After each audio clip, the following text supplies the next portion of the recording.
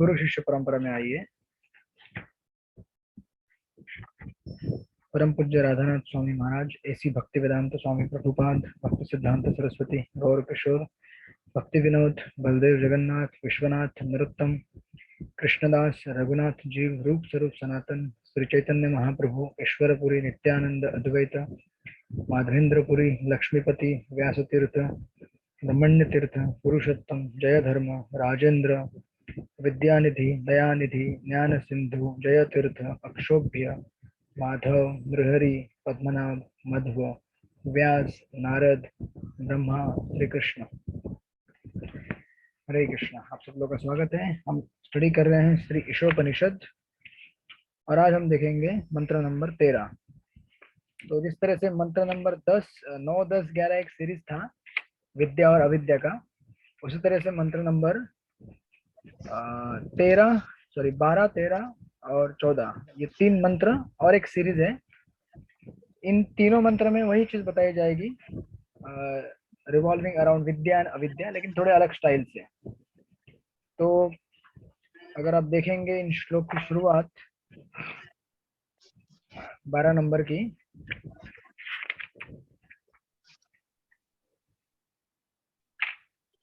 तो हम मंत्र पढ़ लेते हैं पहले। मंत्र नंबर 13। अन्य देवाहु संभवात। रिपीट कीजिए मेरे पीछे प्रभु जी। 12 oh sorry 12 number. Okay 13 number. Okay 12 number का मंत्र। अंधतम प्रविशन्ति अंधं प्रविशन्ति ये असंभूतिम उपासते ये संभूति उपासते ततो भूय इव ते तमो ततो भूयस्ते तमो ये उसंभूतया रता।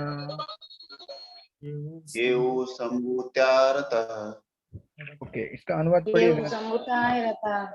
अनुवाद पढ़िए इसका। जो लोग देवता की पूजा में लगे हैं वे अज्ञान के गहनतम क्षेत्र में प्रवेश करते हैं और इनसे भी बढ़कर वे हैं जो निराकार ब्रह्म के पूजक हैं। ओके, तो देखिए, जैसे मंत्र नंबर 9, 10, 11 में विद्या और अविद्या दोनों को अलग अलग तरह से एनालाइज किया था। तीनों मंत्रों में विद्या का विकास करेंगे तो क्या होगा और अविद्या का विकास करेंगे तो क्या होगा। उसी तरह से यहाँ पे अभी अलग स्टाइल में बताएंगे कि भगवान की पूजा करेंगे तो क्या होगा और देवताओं की पूजा करेंगे तो क्या होगा। ब्रह्म या निर्विशेष ब्रह्म, या फिर अगर आप मायावादी बन जाएंगे तो क्या होगा। इनडायरेक्टली कहने का अर्थ ये है, पिछले श्लोकों में इनडायरेक्टली बताया था, यहाँ पे डायरेक्टली बता रहे हैं। जैसे इसको this is the method of teaching, उसको ऐसा बोलते हैं पैरेलल स्ट्रक्चर। जैसे आपको एक उदाहरण देता हूँ। पैरेलल स्ट्रक्चर यानी कि 9, 10, 11 ये एक सीरीज है, 12, 13, 14 ये एक सीरीज है। दोनों पैरेलली आपको मैसेज दे रहे सेम, लेकिन थोड़े अलग अलग अंदाज में। जैसे फॉर एग्जांपल अगर एक उदाहरण दिया जाए कि love is like gold, lust is like iron, कि प्रेम सोने जैसा है और काम लोखंड जैसा है। वन स्टेटमेंट, ठीक है। Love is like gold and lust is like iron, this is one statement. अभी इसी स्टेटमेंट को थोड़ा और अगर रिफाइंड लैंग्वेज में बोलना होगा तो क्या बोलेंगे। Love is pure, lust is impure. प्रेम शुद्ध है और काम अशुद्ध है। दोनों का मीनिंग सेम है ना, ऑलमोस्ट सेम है ना दोनों स्टेटमेंट्स का। आप लोगों को समझ में आ रहा है जो मैं बोला अभी? Is it making sense? Hare Krishna, आप सब लोग मेरे साथ हैं? Yes, it's making sense. Okay, और एक बार बोले प्रभु जी। तो आप बोलिए ना ऐसा, आप डरते क्यों यार उससे? बिल्कुल डरिए मत। ओके, हरे कृष्णा। पैरेलल स्ट्रक्चर यानी कि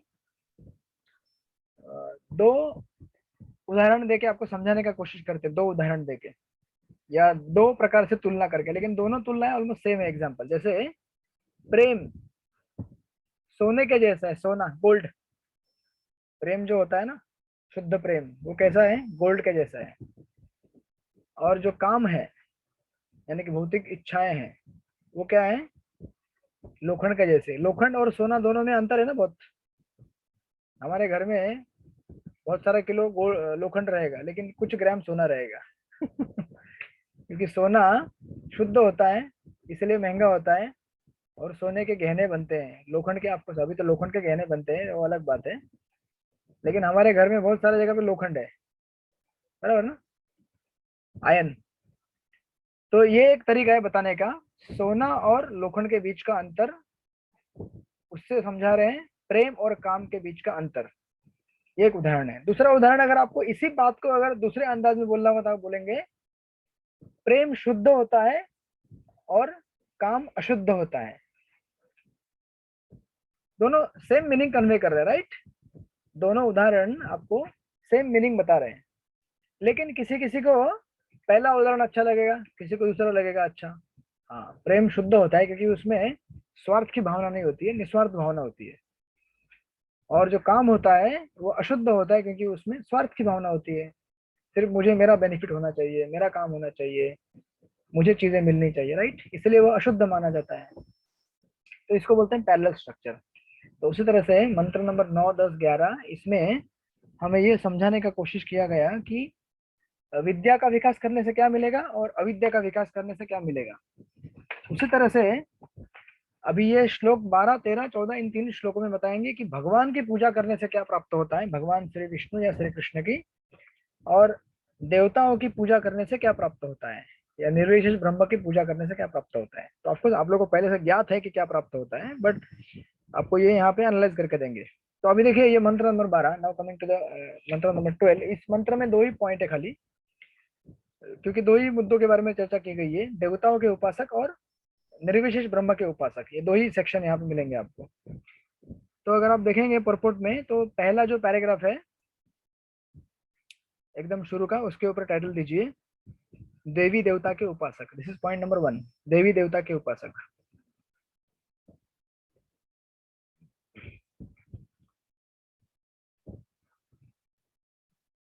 और उसके बाद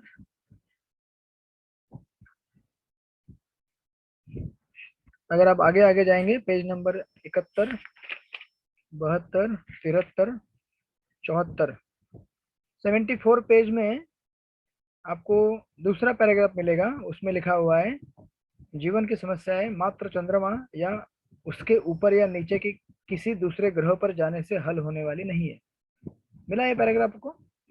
इस पैराग्राफ में 1, 2, 3, 4, 5, 6, छठी लाइन में देखिए क्या लिखा हुआ है, ऐसे अनेक छद्म पूजक हैं जो केवल नाम तथा यश कमाने के उद्देश्य से धर्मध्वजी बनते हैं। मिला? यस प्रभु। इसमें लिखिए पॉइंट नंबर 2, नास्तिक लोग, कॉमा, नास्तिक लोग कॉमा देके, या फिर नास्तिक लोग और निर्विशेष ब्रह्म के उपासक। सेकंड पॉइंट है इस परपोर्ट का, दैट्स इट। ये 2 ही पॉइंट इस परपोर्ट में मेंशन किए गए हैं, नास्तिक लोग और निर्विशेष ब्रह्म के उपासक। यहाँ पे निर्विशेष ब्रह्म के उपासक मतलब बेसिकली मायावादी के बारे में चर्चा किया गया है, ब्रह्मवादी के बारे में नहीं। आपको जानकारी रहेगी कि निर्विशेष ब्रह्म के 2 प्रकार के उपासक रहते हैं। एक होता है ब्रह्मवादी, जो ब्रह्म को मानता है, लेकिन उसका यानी कि भगवान को मानता है वो, लेकिन बोलता है कि मुझे भगवान के ब्रह्मा रूप में आनंद आ रहा है, तुम्हें मुझे ब्रह्म का रूप चाहिए, मतलब साक्षात्कार पूर्ण हुआ नहीं उसका। और दूसरे होते हैं मायावादी, जो भगवान के ब्रह्म रूप को मानते हैं, लेकिन भगवान के साक्षात रूप को बोलते हैं है ही नहीं रूप, तो वो अपराधी बन जाते हैं, क्योंकि भगवान का साक्षात रूप भी है ना, और निर्विशेष ब्रह्म रूप भी है भगवान का। जैसे ट्यूबलाइट मेरे सामने यहाँ पे जल रही है, तो ट्यूबलाइट से जो प्रकाश आता है वो निर्विशेष ब्रह्म है, और साक्षात ट्यूबलाइट और ट्यूबलाइट का पूरा स्ट्रक्चर वो क्या है, सभी एक रूप है उसका, राइट? उसमें से प्रकाश आता है। तो भगवान के शरीर से जो अंग कांति निकलती है, ज्योति निकलती है, उसको निर्विशेष ब्रह्म कहा जाता है, और जो स्वयं भगवान है उनको भगवान कहा जाता है। तो ये ब्रह्मवादी लोग क्या बोलते हैं कि भगवान का रूप तो है, लेकिन हमें निर्विशेष ब्रह्म चाहिए। लेकिन मायावादी क्या बोलते हैं, नहीं नहीं, केवल भगवान का निर्विशेष ब्रह्म रूप है, भगवान का रूप है ही नहीं, तो वो अपराधी बन जाते हैं। और ऐसे लोगों के यहाँ पे वर्णन किया गया है। तो ये श्लोक बताता है हमें कि जो देवताओं के पूजा में लगे हुए हैं वे अज्ञान के गहनतम क्षेत्र में हैं। यानी कि आपको ये समझाने के लिए एक उदाहरण देता हूँ मैं एकदम बिगिनिंग में ही। उस उदाहरण से आपको क्लियर हो जाएगा देवताओं के उपासक के बारे में ऐसा क्यों कहा गया है, क्यों अंधकार में क्यों है। और इससे खतरनाक गहरे में तो कौन है, निर्विशेष ब्रह्म के उपासक, वो भी हम चर्चा करेंगे ऐसा क्यों कहा गया है। तो सबसे पहले 3 टर्म्स सुन लीजिए, 3 व्याख्याएं हैं। एक होता है अंग्रेजी में है लेकिन हिंदी में आप उसको कन्वर्ट कर लीजिएगा। एक होता है एक्सक्लूविज्म। एक्सक्लूविज्म मतलब उदाहरण के लिए हमारे समाज में ऐसे कुछ या इस दुनिया में ऐसे कुछ धर्म है, वो बोलते हैं कि केवल आप इनकी पूजा करोगे तो ही स्वर्ग मतलब तुमको मुक्ति मिलेगी, नहीं तो तुम नरक में जाओगे। जैसे बोलते हैं ना लोग, अगर अल्लाह की पूजा करोगे तो तुमको जन्नत मिलेगी, बाकी किसी की पूजा करोगे मर जाओगे। अगर तुम केवल जीसस की पूजा करोगे तो ही तुमको हेवन मिलेगा, नहीं तुम खत्म, बाकी कोई किसी का चांस ही नहीं है आने का उसमें। या फिर हमारे हिंदू धर्म में भी कुछ फैनेटिक लोग रहते हैं, वो बोलते हैं कि नहीं ये देवता की पूजा करोगे तो ही सब कुछ होगा, नहीं तो गड्ढे में गिर गए तुम, दूसरा कोई मार्ग है नहीं। इसको बोलते हैं एक्सक्लूविज्म। मतलब केवल मेरा मार्ग जो है वही सही है, बाकी सब बेकार है। मतलब जैसे मैं फॉर एग्जांपल अगर समझो आपको घर में अगर खिचड़ी पकाने का रेसिपी आपके पास है, तो राजेश्वरी बजाज माता जी बोलेंगी जैसे खिचड़ी में बनाती हूँ ना वैसे ही बनना चाहिए, दूसरे सब बकवास है। दूसरे के घर में जो खिचड़ियाँ बनती है वो क्या है वो खिचड़ी नहीं है, खिचड़ी का आभास है वो। खिचड़ी बनाना आता नहीं, क्योंकि रेसिपी जो है एक ही है और मेरे पास ही हो, दूसरे किसी के पास नहीं है। इसी रेसिपी से खिचड़ी बन सकता है, लेकिन ऐसा तो है नहीं ना दुनिया में, एक ही रेसिपी से खिचड़ी नहीं बनता है। खिचड़ी बनाने के लिए बहुत सारे रेसिपी है। हो सकता है कि समझो राजेश्वरी बजाज माता जी के पास A1 कैटेगरी का रहेगा खिचड़ी का रेसिपी, दूसरे के पास थोड़ा और ग्रेड कम रहेगा, तीसरे के पास थोड़ा और कम ग्रेड का रहेगा, लेकिन खिचड़ी तो बनता है ना। लेकिन अगर उसको एकदम परफेक्ट खिचड़ी बनाना है जैसे माता जी बनाते हैं, तो फिर उनको माता जी का रेसिपी फॉलो करना पड़ेगा। लेकिन माता जी ये नहीं बोल सकती कि खिचड़ी बनाने का रेसिपी केवल मेरे पास है और किसी के पास है ही नहीं। दूसरे के पास भी है लेकिन वो थोड़ा लोअर वर्जन रहेगा, तीसरे के पास है और लोअर वर्जन रहेगा। तो इसको बोलते हैं एक्सक्लूविज्म कि माय वे इज हाईवे। मेरा जो मार्ग है उससे बढ़कर दूसरा कोई मार्ग है ही नहीं। जैसे फॉर एग्जांपल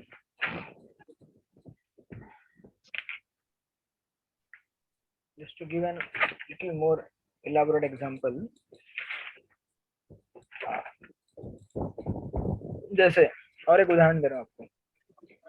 आप में से बहुत सारे लोग कुछ डॉक्टर रहेंगे, कुछ लोग डॉक्टर हैं, कुछ इंजीनियर है, जो भी है जैसे भी है, और जो नहीं है वो नहीं है, कोई बात नहीं, आप हाउस वाइफ हैं। तो कुछ डॉक्टर्स फॉर एग्जांपल बोलेंगे कि अगर औरंगाबाद शहर में एक पर्टिकुलर मेडिकल कॉलेज है, समझो फॉर एग्जांपल अर्चना खंडागढ़ माता जी, आप एक मेडिकल कॉलेज चलाते हैं, ठीक है आपका एक मेडिकल कॉलेज है, तो आप बोलेंगे कि देखो औरंगाबाद शहर में जो भी केवल मेरे कॉलेज से पास आउट होगा ना वही डॉक्टर है, बाकी किसी भी मेडिकल कॉलेज में पढ़ेगा ना वो डॉक्टर है ही नहीं। आप समझ रहे उदाहरण को, समझ रहे हैं आप लोग? नहीं समझ रहे हैं? अरे कम से कम समझ तो, सर हिलाइए समझ रहे करके। थके हुए हैं आप लोग, ऑफिस से आ गए? अरे ऑफिस था आप लोगों का, ऑफिस चालू हो गया ना, फिजिकली भी जाना चालू हो गया ऑफिस में। कोई बात नहीं, जल्दी क्लास करेंगे, आज ज्यादा डिस्कशन नहीं है, बहुत आसान वर्क है, आप लोग तो ऑलरेडी पढ़े लिखे लोग हैं इसमें। तो कहते हैं कि अगर आप मेरे कॉलेज से डिग्री लोगे ना तभी आप डॉक्टर हो, अदरवाइज डॉक्टर नहीं बनोगे आप। This is one example, right, जो बोलता है कि एक्सक्लूजन मेरा ही मार्ग, ये this is first. Now second बोलता है उसको बोलते हैं प्लूरलिज्म, यानी कि अब एकदम अपोजिट, पहले के अपोजिट। पहला बोल रहा था कि केवल आप मेरे कॉलेज से अगर पास आउट हो गए तो ही डॉक्टर है, दूसरा बोलता है कि औरंगाबाद शहर में जितने भी बिल्डिंग्स हैं सारे मेडिकल कॉलेज है। जितने भी आदमी घूम रहे हैं सारे डॉक्टर है। किसी के पास भी जाओ, किसी भी बिल्डिंग में जाओ, डॉक्टर बन जाओगे आप। टू एक्सट्रीम्स, समझ गए आप लोग। एक बोलता है मैं जो बोलूंगा वही मेरा ही मार्ग है, दूसरा बोलता है सब तू भी बोलेगा सही है, तू भी बोलेगा सही है, तू जो बोल रहा है सब सही है। ऐसा तो कभी होता नहीं लेकिन लाइफ में। औरंगाबाद में जितने भी सारे बिल्डिंग है सारे थोड़ी मेडिकल कॉलेजेस है। और जितने लोग घूम रहे सारे थोड़ी डॉक्टर है। किसी के पास भी जाकर थोड़ी डॉक्टर की डिग्री ले सकते हैं, नहीं ना। तो ये दूसरा मार्ग है। यानी कि आजकल हमारे समाज में ऐसे कुछ लोग हैं वो बोलते हैं अरे कोई भी मार्ग फॉलो करो, आखिर पहुंचना तो उसी के पास है। अरे भैया पहुंचना उसी के पास है लेकिन वो मार्ग आपको उसी के पास लेके नहीं जाएगा, बीच में कहीं छोड़ देगा लेके जाके। वो ट्रांजिशन मतलब एक लेवल है वो। समझ रहे हैं आप लोग कि नहीं समझ रहे? राजेश माता जी आपको समझ में आया कि नहीं समझ में आया? आप थोड़े एकदम समझ कंफ्यूज में लग रहे आया। हैं। समझ में आया? नहीं नहीं हाँ, समझ ठीक है में आया। ठीक है ठीक है। मतलब औरंगाबाद जाने के लिए आप बोलेंगे कोई भी रास्ता चुनो, हाँ, सारे रास्ते औरंगाबाद जाते हैं, ऐसा थोड़ी होता है। ऐसा नहीं है ना, कुछ गिने चुने मार्ग रहेंगे ना। हो सकता है सारे हमारे औरंगाबाद जाते हो लेकिन सारे हमारे औरंगाबाद जाते नहीं है। क्यों नहीं जाते? क्योंकि वो कहीं बीच में जाके छोड़ देंगे। समझो फॉर एग्जांपल ऐसा कोई रास्ता रहेगा जो वहीं पे जाके रुक जाएगा, फिर आपको वहां से नया मार्ग ढूंढना पड़ेगा आगे जाने के लिए। बराबर ना? बराबर या नहीं? राइट। तो ये दूसरी कैटेगरी है लोगों की, इसको बोलते हैं यानी कि ऑल पाथ्स आर राइट, सब मार्ग समान है। एक बोलेगा मेरा ही मार्ग समान है, दूसरा बोलेगा सारे मार्ग समान है। लेकिन अब ये दो एक्सट्रीम्स है। तो पहली कैटेगरी है Abrahamic religion. Abrahamic religion means जो खास करके जो वेस्टर्न रिलीजन है, जो बोलते हैं कि जो मैं बोलूंगा वही सही है। दूसरा एकदम खुला जो है, मतलब किसी भी घर में जाओ डॉक्टर बन जाओगे, कोई भी बिल्डिंग मेडिकल कॉलेज है। वो हमारा मेन स्ट्रीम हिंदू सोसाइटी है आज का। किसी भी देवता की पूजा करो कोई बात नहीं, यू आर स्पिरिचुअल। तो ये दो एक्सट्रीम्स है। अब दो एक्सट्रीम्स के बीच में तीसरा आता है और वो होता है इंक्लूसिविज्म, यानी कि हमारा वैदिक पाथ, एक्चुअल सनातन धर्म का पाथ। वो क्या बोलता है कि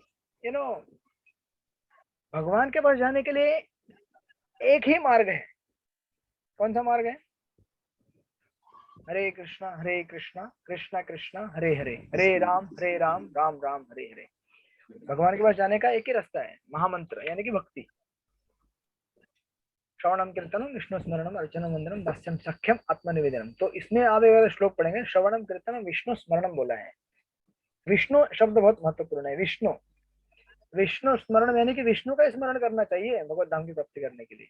वहां ये नहीं बोला गणपति स्मरणम, इंद्र स्मरणम, ये सब नहीं बोला गया उसमें। राइट। अब बाकी तो छोड़ ही दो, आज के जो तथाकथित जो अवतार उत्पन्न हुए उनकी तो गिनती नहीं आती इन कैटेगरी में।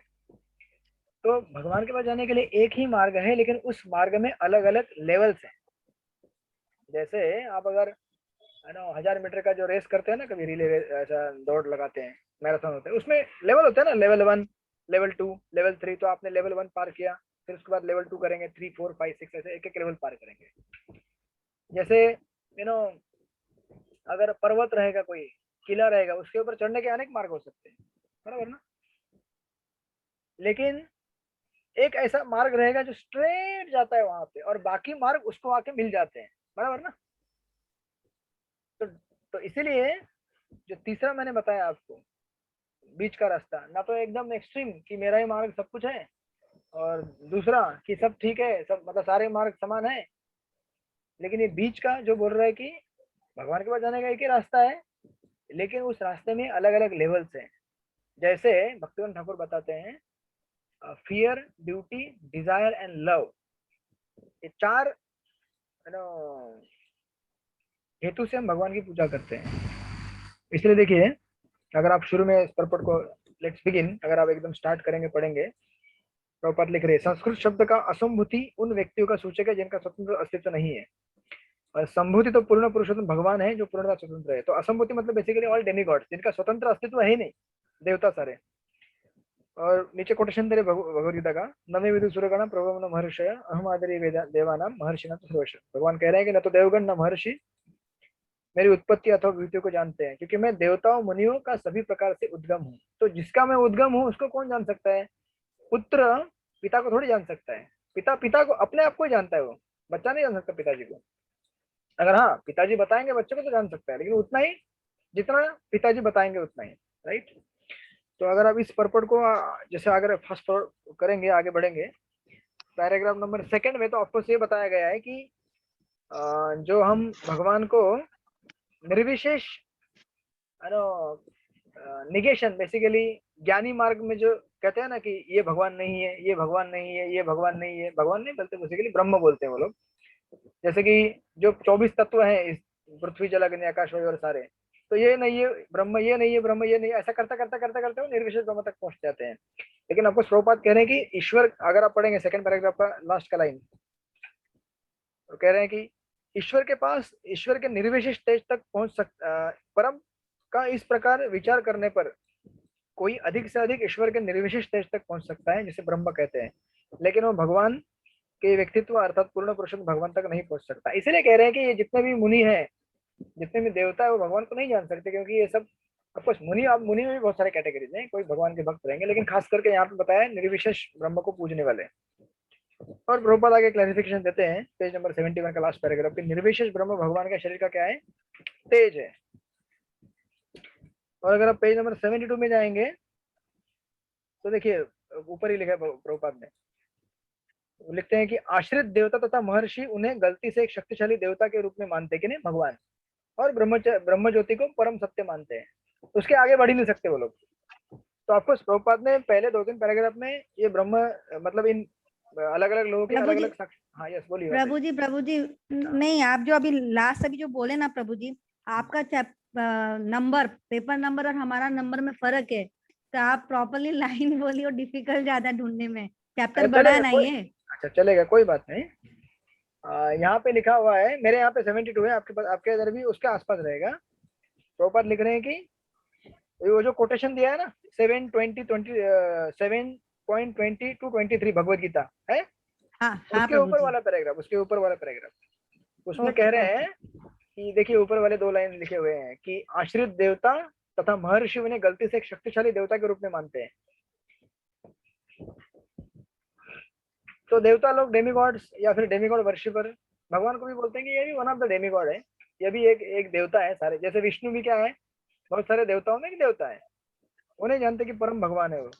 और जो महर्षि लोग हैं बहुत सारे, गलती से उन्हें क्या जानते हैं, ब्रह्म ज्योति को परम सत्य मान लेते हैं। तो लिख रहे हैं कि किंतु कृष्ण के भक्त अपनी अनन्य भक्तिवश और उनकी शरण में जाने के कारण जान सकते हैं कि कृष्ण परम पुरुष है। तो ऑफकोर्स यहाँ तक प्रभुपाद ने क्लैरिफाई किया कि अलग अलग लोग भगवान को किस तरह से जानते हैं। फिर इसके बाद वो डेमीगॉड वर्शिपर्स के बारे में लिख रहे हैं, देवताओं के पूजक के बारे में, जो मैं पॉइंट आपको बता रहा था। इसीलिए इस पैराग्राफ को टाइटल दिया था देवी देवता के उपासक। तो आप बोलेंगे फिर शुरू कहाँ से हुआ है, लेकिन देवी देवता के उपासक के बारे में जानकारी तो नहीं आ रही, तो यहाँ से जानकारी स्टार्ट होती है वो। तो ऑफकोर्स आपने भगवत गीता में पढ़ा होगा और बाकी शास्त्र में भी सुना होगा, भागवत में वगैरह। भगवान गीता में कहते हैं कांक्षत कर्मणाम सिद्धिम यजन्ति यह देवता क्षिप्रम ही मानुष्य लेके सिद्धिम भौतिक कर्मजा, कि पहले तो कामस्तस्य रतक ज्ञान, इन लोगों के हृदय में कुछ इच्छा होती है भौतिक जगत में भोग प्राप्त करने की। और जनरली आपने देखा होगा कि जो इस जगत में इस दुनिया की चीजों को प्राप्त करने के जो इच्छुक है, वो बहुत सारे लोग भगवान विष्णु के पूजक नहीं रहते। ऐसा इसलिए होता है क्योंकि भगवान विष्णु अपने भक्तों को भौतिक चीजें नहीं देते हैं। तो आप डरिए मत बिल्कुल भी इसको सुन के। हालांकि हमारे खुशी की बात है, क्यों नहीं देते।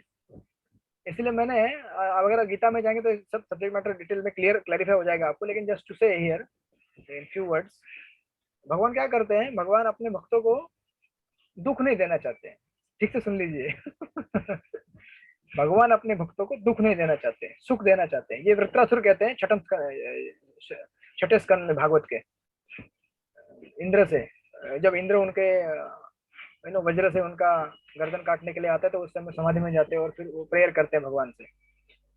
वज्रासुर लिखते हैं कि इंद्र तुमको तो ये जगत का सब सार्वभौम मिल जाएगा, तुम ले लो, मुझे नहीं चाहिए।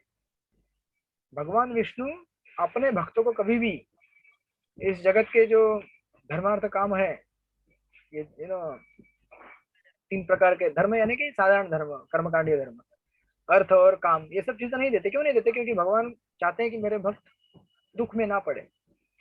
क्योंकि इस जगत का जो भोग रहता है, जो भौतिक वस्तु रहती है, वो हमें क्या करता है? दुख में डालता है।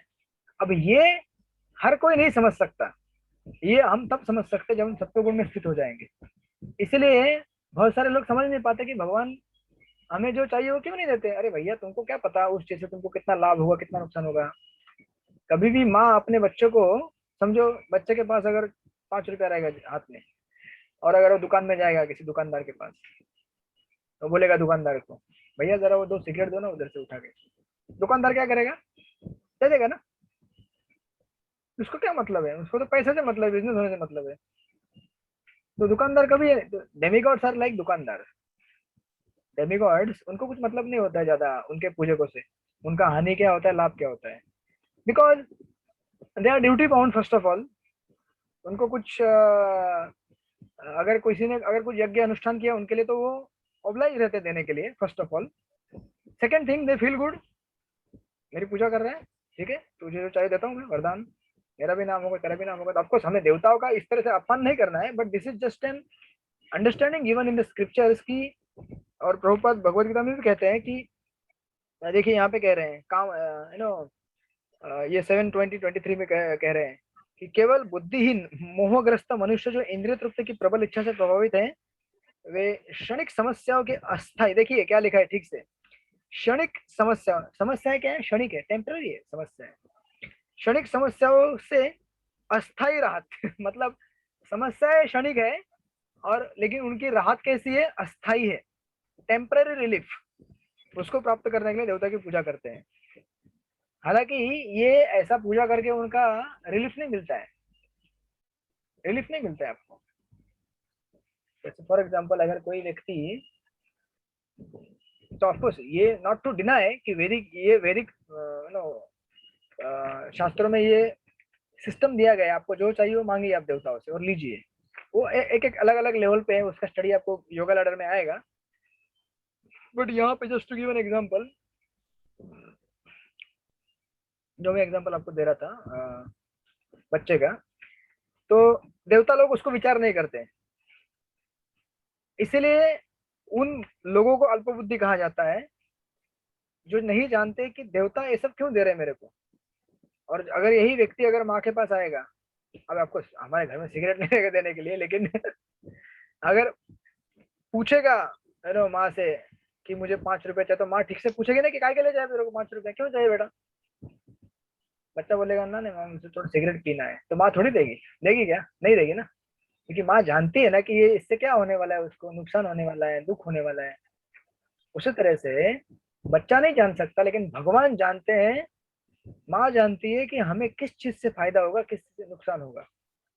और इस चीज को समझने के लिए थोड़ा दिमाग लगता है, इसीलिए तो इन्हें अल्पबुद्धि कहा गया है ना।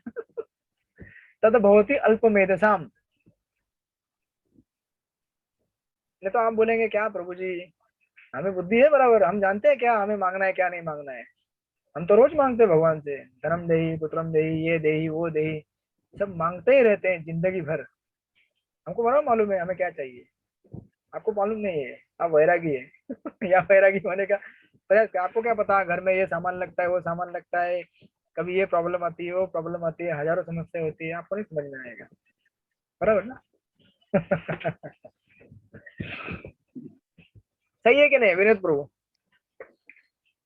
हम सब सही।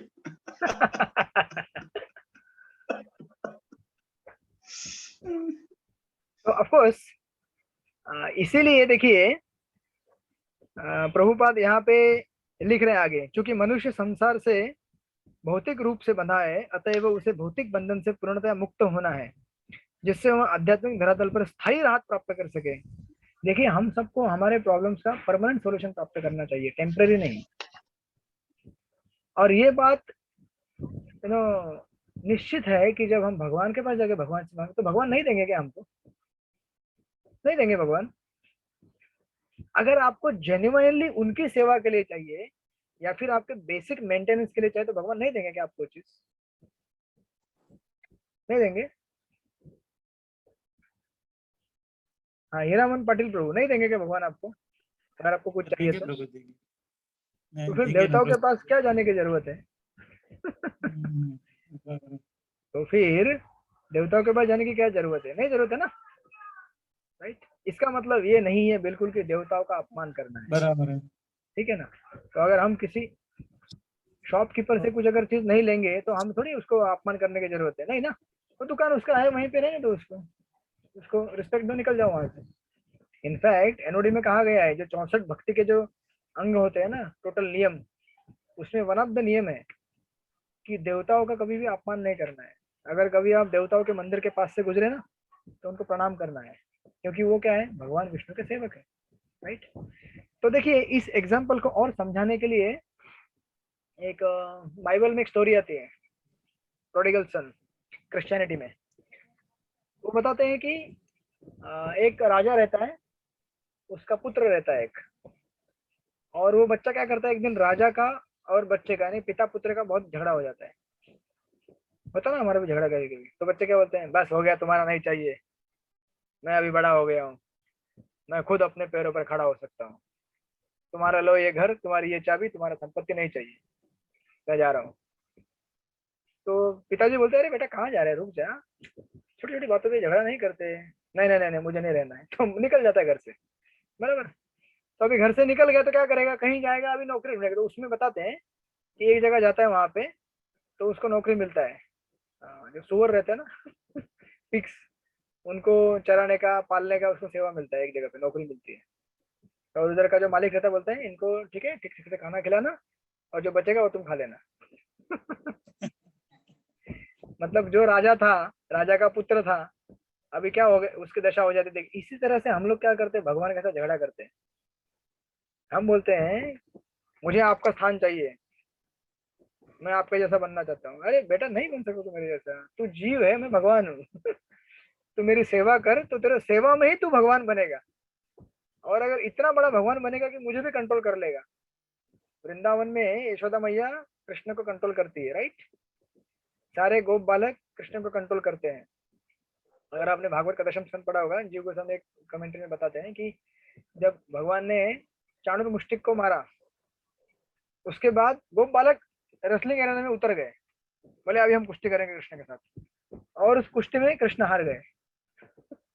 कुछ सेकंड पहले, मिनट पहले, जिन्होंने इतने बड़े बड़े चाणूर मुष्टिक को लेपिट, इतने बड़े बड़े हाथ, सबको मार डाला था, वो हार गए। तो कृष्ण कंस जब देखता है बोलता है, ये क्या तमाशा चल रहा है, मेरा मजाक उड़ा रहे हो क्या? पहले मेरे इतने बड़े बड़े पहलवानों से आप हार गए, और अभी इन बच्चों से आप सॉरी जीत गए, और अब बच्चों से हार रहे हो, मेरा मजाक उड़ा कर रखा है क्या, मजाक बनाया मेरा। उतने में भगवान ऑफकोर्स उसको पकड़ के खत्म कर डालते हैं। लेकिन भगवान एक्चुअली मजाक नहीं उड़ा रहे थे उसका, एक्चुअली ये वृंदावन में वस्तु स्थिति, भगवान हार जाते अपने भक्तों से। तो भगवान बोलते मेरे भक्त बनो भैया, मेरे भक्त बनोगे तो मुझे हराओगे, फालतू में मेरे जैसा बनने की कोशिश मत करो, मेरे जैसा बन भी नहीं सकते तुम कभी। और अगर बनना है तो फिर क्या करना पड़ेगा, जाओ फिर नौकरी मिलेगी तुमको, कहाँ पे, वही जहाँ पे वो सुअर पाल रहा है ना आदमी, वहां जाओ, उसका फिर करो वहां पे। तो हमको वैसे हम लोगों ने भगवान के साथ क्या किया, एक द्वंद्व कर लिया। भगवान बोले ठीक है, यहाँ तो भगवान नहीं बन सकते हो, भगवान बनने के लिए मैंने तुम्हारे लिए दूसरा कमरा बना दिया। कौन सा? जाओ वहां पे, वो दूसरे कमरे में जाओ, वहां सब तुम्हारा नाटक चलेगा, यहाँ नहीं चलेगा नाटक। तो भेज दिया हमको। तो हम लोग यहाँ पे आए। तो अभी देखिए जब हम यहाँ आते हैं, this is the level of वैदिक स्क्रिप्चर, यहाँ से जर्नी स्टार्ट होता है। तो जहाँ जो भी मैंने डिस्कशन पहले दिया 3 लेवल उसका, तो क्या होता है उस स्टोरी में बताते हैं क्रिश्चियनिटी बाइबल में कि फिर एक दिन क्या होता है, राजा सोचता है कि अरे मेरा बच्चा बहुत तकलीफ में है, इसको कैसे वापस लेके आऊं। तो अपने एक मिनिस्टर को भेजता है, बोलता है कि जाओ उसको लेके आओ। अब लेकिन डायरेक्टली तो आएगा नहीं, तो बच्चा ऐसे ही उस नौकरी से परेशान रहता है। तो मिनिस्टर को देखता है, बोलता है अरे अंकल आपके पास नौकरी मिलेगा क्या? तो पिता के पास जो धन दौलत है वो तो गवा दिया, अभी नौकरी ढूंढना पड़ेगा। तो मिनिस्टर बोलता है हाँ हाँ क्यों नहीं, बढ़िया नौकरी मिलेगा, आ जाओ आ जाओ। अब इसको मालूम नहीं है कि ये राजा का ही मिनिस्टर है, इसको लेके आता है अपने किंगडम में। और राजा को भी मालूम है कि मेरे गांव में, मेरे सिटी में आ गया है, या जो भी है किंगडम में आ गया है, लेकिन अभी डायरेक्टली बात नहीं कर सकता जाके, क्योंकि झगड़ा हो गया ना, बात करूंगा तो और भाग जाएगा, यहाँ से दूर जाएगा। बोलेगा आपके ऊपर विश्वास नहीं है, आप पता नहीं मुझे फंसाओगे वापस, तो उनके अंडर काम करना चालू करता है, मिनिस्टर के अंदर अच्छी पगार मिलती है। तो कुछ दिन बाद देखता है, काम करते करते करते देखता है कि अरे मैं इनकी अभी देखिए ये इस स्टोरी में देखिए क्या है, जो राजा है वो कृष्ण है, किंग, जो मिनिस्टर है वो देवता है। तो हम सब लोग आखिर देने वाले तो कौन है, भगवान ही है, राइट, भगवान ही देते हैं। लेकिन हम बेवकूफ लोगों को मालूम नहीं है कि भगवान देते हैं, तो इसलिए हम क्या सोचते हैं, मैंने मेहनत किया और मैंने इससे प्राप्त किया, हाँ मैंने नौकरी किया मुझे कुछ पैसा मिला। अरे भैया पैसा देने वाला तेरा बाप है और कोई नहीं है, वही दे रहा है तेरे को, लेकिन तेरे को समझ नहीं रहा है बेवकूफ। तो हमको समझता नहीं है, ठीक है चलो कोई बात नहीं, चलो जाओ। तो काम करते करते करते एक दिन देखते हैं राजा, अरे डायरेक्टली इसके साथ अगर काम करने से ऐसा होता है तो मतलब इतना पैसा मिलता है, अरे राजा के लिए काम करेंगे तो ज्यादा पैसा मिलेगा ना। तो पूछता है राजा को, मैं आपके लिए काम करूँ क्या? राजा बोलता है अरे भैया मेरे साथ रह के, मतलब अभी तू मेरा पुत्र है, अब अपने घर में क्या पगार लेगा क्या काम करने की? अरे ये पूरा घर तेरा है, ये बिल्डिंग ये शोहरत ये सब सब चीज नौकर सब तेरा है, इसमें क्यों पगार लेने की जरूरत है क्या तेरे को? सब कुछ तेरा है तो पगार लेने की क्या जरूरत है? समझ रहे हैं आप लोग स्टोरी को? तो इस तरह से वो समझ जाता है कि ये जितने भी देवता हैं, इसका और डिटेल इलाबोरेट डिस्कशन हमको इसमें आएगा, योगा लैडर में आएगा, गीता में। समझ जाता है कि जो भी चीजें हैं, जो भी देने वाले मेरे पिताजी हैं, तो डायरेक्टली उनके अंडर ही काम क्यों नहीं किया जाए। तो इस तरह से डायरेक्ट उनके अंडर काम करना चालू कर जाता है। तो अभी इस स्टोरी का हमारे लिए क्या है, देखिए हमारे पास जो 3 लेवल दिए थे, फियर, ड्यूटी, डिजायर, लव। तो सबसे पहले हम लोग मोस्ट ऑफ द पीपल, हमारे पास जितने भी यहाँ पे लोग हैं, हम तो मैक्सिमम लोग जो है या तो डिजायर या फियर, या 2 स्तर पे काम भगवान से प्रेम कर, मतलब भगवान को पूजा करते हैं।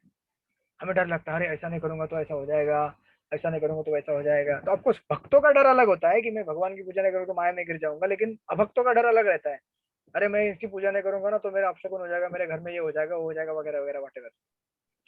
This is fear. और दूसरा डिजायर, यानी कि आशा, कुछ मिलेगा इस उम्मीद से भगवान की पूजा करना, राइट। तो ये दोनों स्तर जो रहते हैं, इसको हमें क्या करना होता है, पार करना होता है। कई बार हम लोग आध्यात्मिक जीवन को एक मतलब अलग अलग लोग अलग अलग परस्यू करते हैं।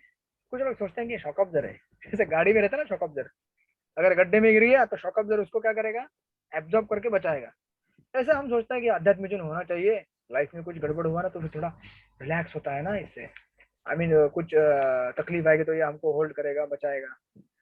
और कुछ लोग होते हैं बोलते हैं कि डिस्ट्रेस कम करने के तो इस्कॉन मंदिर जो थोड़ा रिलीफ मिलता है, शांति मिलती है। अब एक दिन ऐसा होगा कि इस्कॉन मंदिर जाएगा, स्ट्रेस बढ़ेगा उसका जब सेवा में लगा देंगे तो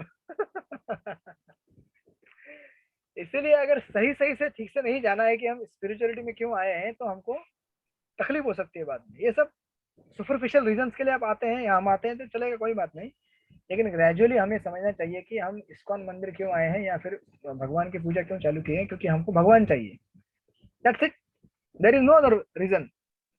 भक्ति में आने का दूसरा कोई कारण नहीं है, मुझे ये चाहिए वो सब मिलेगा आपको, मांगने की जरूरत नहीं पड़ेगी। भगवान की पूजा करेंगे तो बाई प्रोडक्ट है वो, भगवान के नाम का अगर जब करेंगे तो शॉक ऑब्जर या फिर स्ट्रेस कम करना, ये सब बाई प्रोडक्ट है।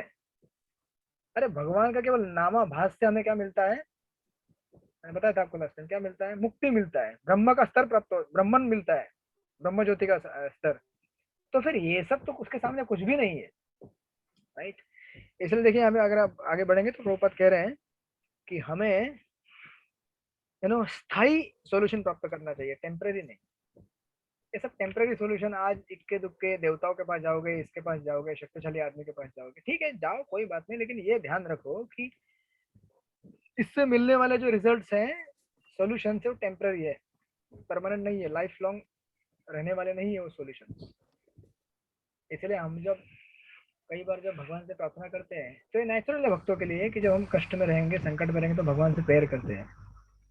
जैसे हम नरसिंह भगवान से प्रेयर करते हैं, भगवान कोई व्यक्ति बीमार है या किसी के घर में कुछ आपदा है तो हम प्रेयर करते हैं, तो डेफिनेटली प्रेयर करना चाहिए। बट मोर देन दिस, हमें इसके साथ साथ ये भी प्रेयर करना चाहिए कि भगवान मेरे शरीर के साथ साथ मेरी चेतना की भी रक्षा करो, मेरे चेतना को अच्छा बनाओ जो अभी खराब हो गई है, प्रोटेक्ट माई कॉन्शियसनेस, मेरी चेतना को अच्छा बनाओगे तो क्या हो जाएगा, परमानेंट सोल्यूशन मिलेगा ना। आज हमारी जितनी भी समस्याएं क्यों है, क्योंकि मिस डायरेक्टेड कॉन्शियसनेस, हमारी चेतना जो है वो भगवान में ना लगने के बजाय जड़ वस्तु में लगी हुई है, इस भौतिक जगत में लगी हुई है। इसलिए हमें बार बार जन्म लेना पड़ता है, ये शरीर आता है और शरीर के साथ साथ बहुत सारी बीमारी आती है, कोरोना आता है, कोरोना का वर्जन 2 आता है, 3 आता है, पता नहीं कितने आएंगे उसके, अभी तो पहला दूसरा तीसरा ही चल रहा है।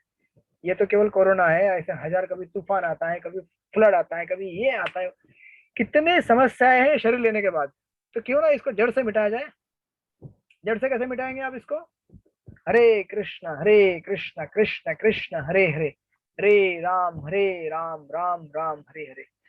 जब हम भगवान की भक्ति करेंगे तो हमारी चेतना चेंज होगी, जब चेतना चेंज होगी सब कुछ चेंज हो जाएगा। अदरवाइज वही अपना रोज का दुकान में जाओ, ये सामान मांगो, उसके लिए पैसा जमा करो, जन्म भर वही चलता रहेगा, राइट। तो आप आगे बढ़ेंगे तो यहाँ पे प्रभुपाद लिख रहे हैं इसमें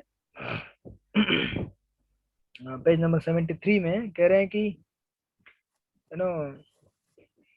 हमारे लिए अपना कॉन्टेक्स्ट दे रहे हैं। यहाँ पे कह रहे हैं कि पीछे के पैराग्राफ से कंटिन्यू कर रहा हूं मैं। चंद्रमा की पूजा करने वाले चंद्रलोक को जा सकते हैं, सूर्य के पूजक सूर्यलोक को जा सकते हैं, इत्यादि।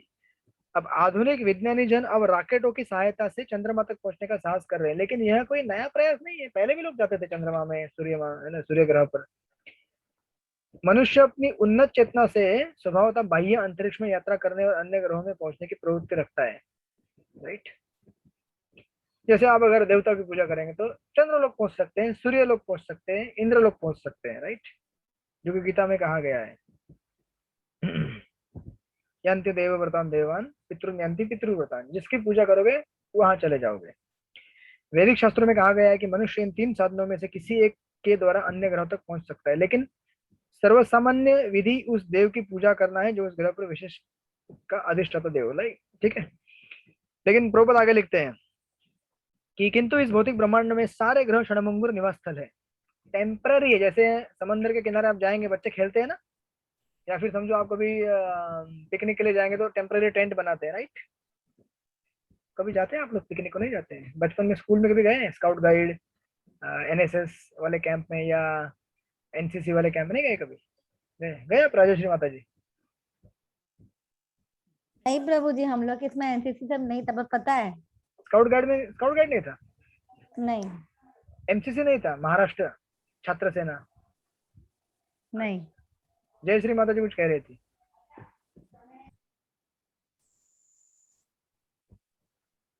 गई थी प्रभु जी में, किसमें? एनएसएस के कैंप में।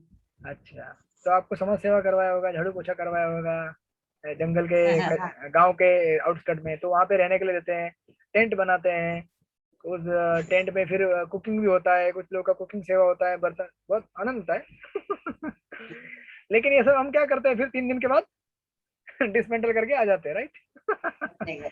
अब उसी जगह को वही अगर समझ ले, अभी यहीं पे रहना है, यही हमारा घर है, अरे भैया कैसा घर है ये, टेंट का बनाया घर टिकेगा क्या? हवा से उड़ेगा, बारिश आएगी।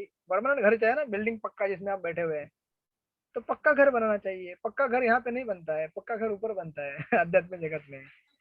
तो हम पिकनिक भी आए हैं यहाँ पे, जैसे आप एनएसएस पिकनिक के लिए गए थे ना, एक्सपेरिमेंट, थोड़ा थोड़ा आउटिंग पे गए थे, थोड़ा कृष्णा थोड़ा कंटाल गया हूँ मैं गोलोक में रह के, मतलब कंटाल नहीं आता गोलोक में, लेकिन हम लोग बेवकूफ है कि हमें कंटाल आ गया वहाँ पे किस तरह से। तो हम लोग बोले कंटाल है कृष्ण, तो घूम के आता हूँ, ठीक है जा जा जा, लेकिन ध्यान रखना जंगल खतरों से भरा हुआ है, भयानक प्राणी है वहाँ पे, अजगर मिलेगा, सांप मिलेगा, शेर मिलेगा, बच के रहना। मैं तुम्हारे साथ हूँ परमात्मा के रूप में, मैं तुम्हें गाइडेंस दूंगा, तुम फॉलो करोगे तो बच जाओगे, नहीं फॉलो करोगे तो क्या होगा, मर जाओगे। तो हम फॉलो करते नहीं है, यहीं पे पड़े रहते हैं। तो इसलिए प्रॉपर यहाँ पे लिख रहे हैं कि हमें अस्थाई नहीं चाहिए, ये सब क्षणभंगुर है। एकमात्र स्थायी लोक वैकुंठ लोक है और ये आध्यात्मिक आकाश में स्थित है और भगवान स्वयं इन लोकों के अधिष्ठाता है। और सुंदर कोटेशन दे रहे नीचे गीता का, आ ब्रह्म भूना लोकान पुनरावृत्ति अर्जुन मां भूत कौन्ते पुनर्जन्म न विद्यते। भौतिक जगत में सर्वोच्च लोक से लेकर निम्नतम लोक तक सारे के सारे लोग दुख के स्थान है। ब्रह्मा जी का जो स्थान है वहां से लेकर एक चींटी का स्थान छोटा था।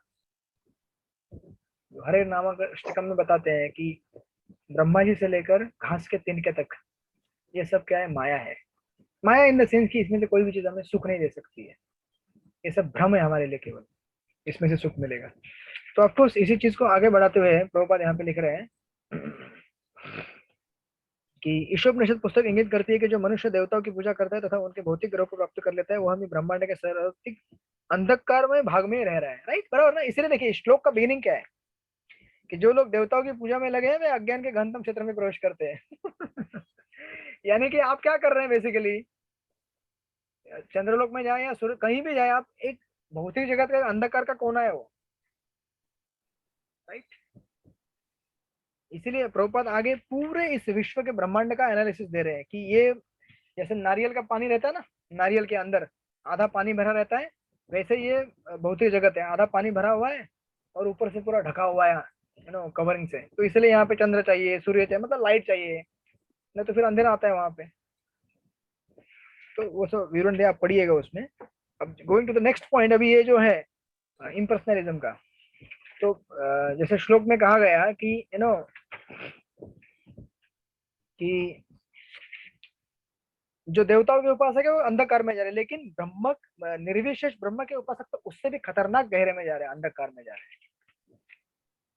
ऐसा क्यों? देखिए, इसीलिए ये श्लोक ब्रह्म ज्योति के उपासक जो रहते हैं ब्रह्मवादी, उनको नहीं कर रहा डायरेक्ट, लेकिन मायावादी लोगों को डायरेक्ट कर रहे हैं। इसलिए मैंने शुरू में कहा ब्रह्मवादी और मायावादी का डिफरेंस रहता है। इसलिए ऐसा क्योंकि देखिए प्रभुपाद इतना पूरा उनको यहाँ पे लिखा है, देखिए सेकंड पॉइंट से, ऐसे अनेक छद्म पूजक हैं जो केवल नाम तथा यश कमाने के उद्देश्य से धर्मध्वजी बनते हैं।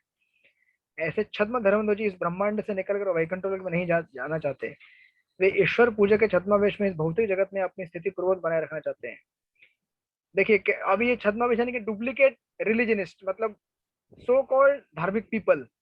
कौन है ये? नास्तिक तथा निर्विशेषवादी लोग ऐसे धर्मध्वजियों को नास्तिकवादी विचारधारा का उपदेश देकर उन्हें गहनतम अंधकार में ढकल देते हैं।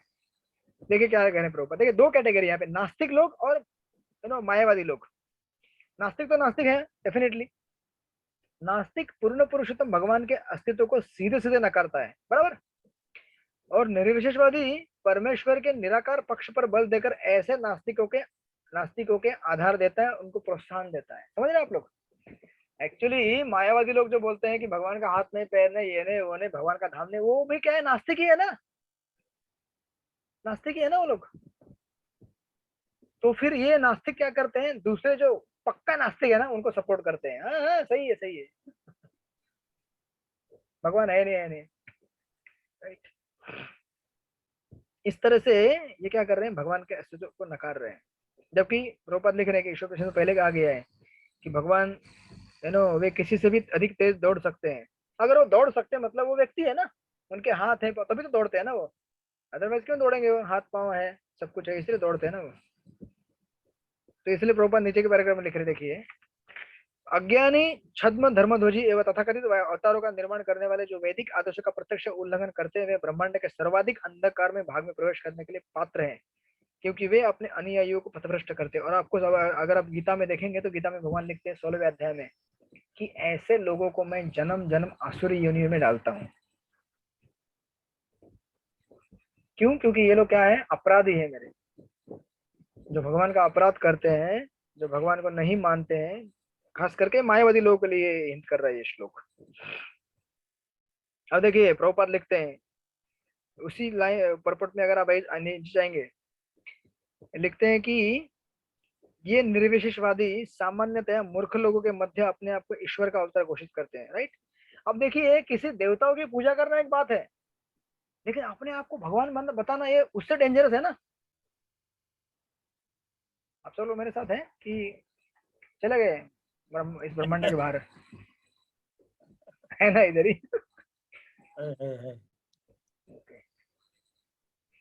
तो आप में से अगर कोई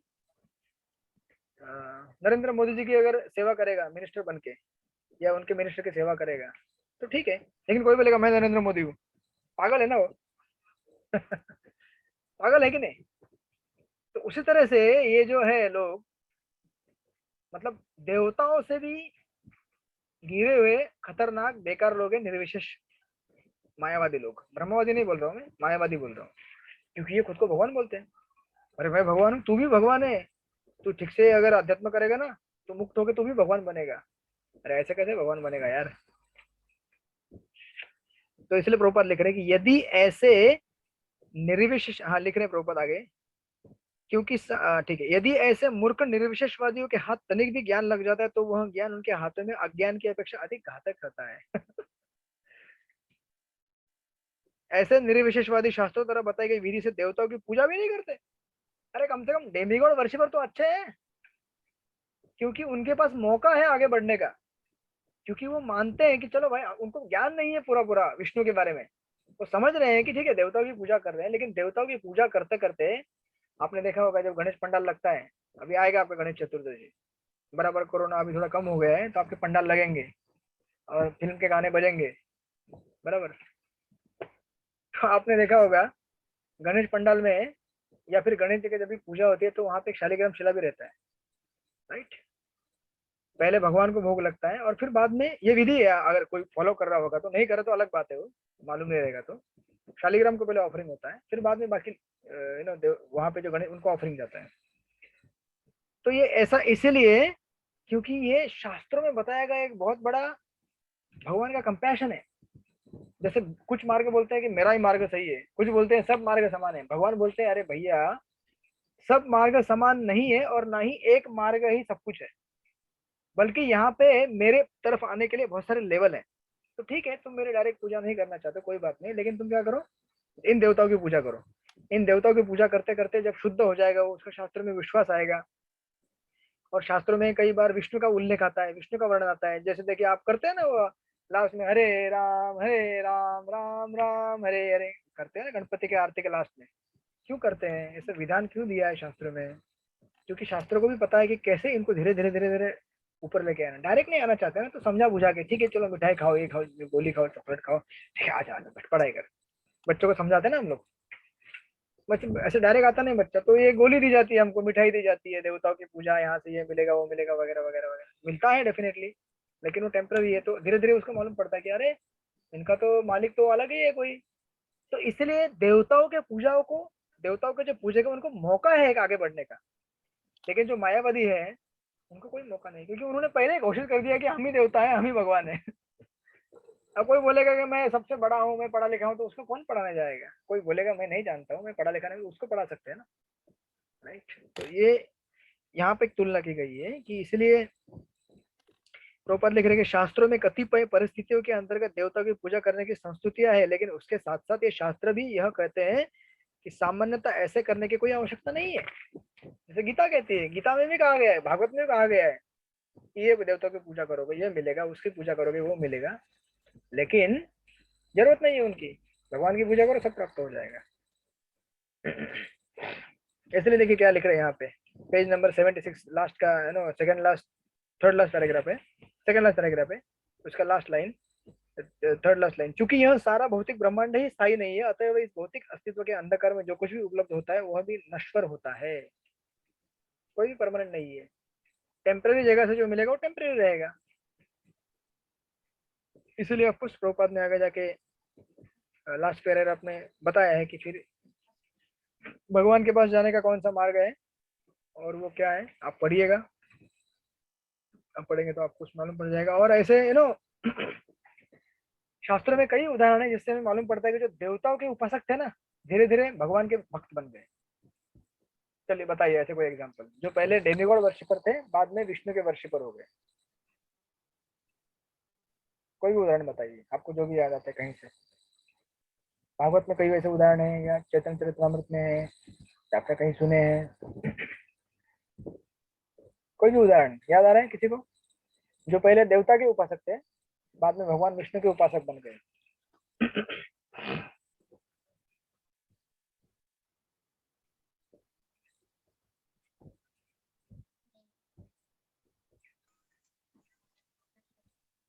प्रभु जी वो चार जो ये थे चतुष कुमार, क्या नाम, सनातन कुछ तो भी कुछ, हाँ बराबर, वो ब्रह्मवादी थे। हाँ ठीक है, एक एग्जांपल में चलेगा, वो देवता के उपासक नहीं थे, ब्रह्मवादी थे, लेकिन जब उन्होंने प्रभु शंकराचार्य, हाँ शंकराचार्य, यस, लेकिन शंकराचार्य तो वास्तव में भगवान के भक्ति है, ऑलरेडी वो शंकर ही है, वो तो भगवान के भक्त है, उन्होंने एक रूप लिया वो शंकराचार्य का ओके मायावाद थियरी फैलाने के लिए। हाँ मायावादी का ये थे ना वो। हाँ but originally he is Lord Shiva only, भगवान शंकर ही है अच्छा वो।